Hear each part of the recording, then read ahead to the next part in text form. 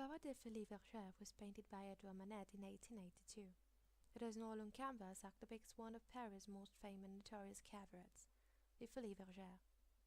Nightlife was in fact a recurrent topic for the Impressionist painters, and cabarets and cafes were thus frequently chosen as the perfect backdrop for their works. The organization is quite symmetrical, emphasized in the foreground by the bartender that stands in the middle of the picture.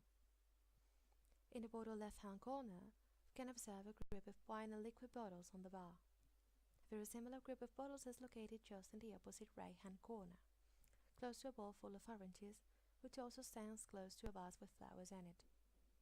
Behind the bar, there is a young lady that appears to be the barmaid, and whose expression suggests resignation. She is wearing a dark jacket that looks like velvet, which has both a fairy color and sleeves.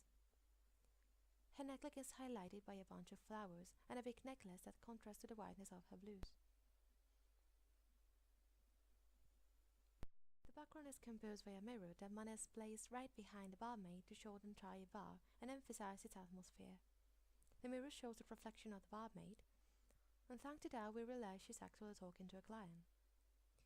We also see the bar reflected, along with a huge and hectic crowd, in which we can well recognize any silhouette, such as the legs of a funambulist located in the top left-hand corner. Although it is considered an Impressionist painting, this piece does not show the wide and brisk brushstrokes that are representative of this 19th century artistic movement. In fact, Manet was more interested in portraying more realistic images that seemed to capture at the moment. To achieve that, he clearly chose painterliness over line.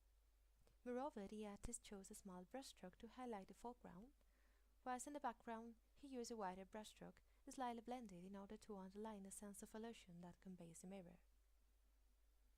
The colors will also contribute to this effect, thanks to their low saturation and contrast. Manet uses a wide range of color in the foreground, applying hues of black and brown in the background. The lady that is sitting on the bar, right under the funambulist, seems to be the only vivid color in the background, as well as the circular lights placed on the walls.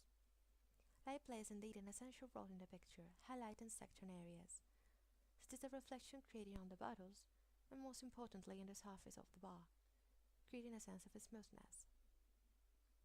The appearance of the mirror doesn't only convey an illusion of depth, but creates a sense of a special recession.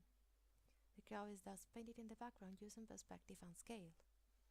People seem to fade away to the distance.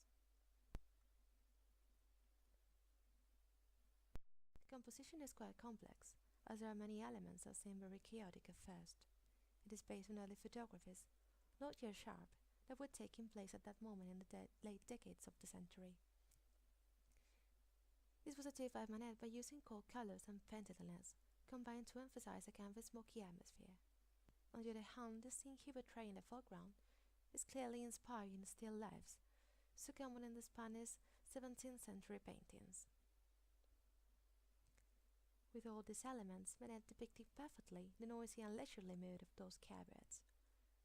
Due to the special recession and depth, he welcomed the viewer to this intimate scene. It feels that we are part of the painting.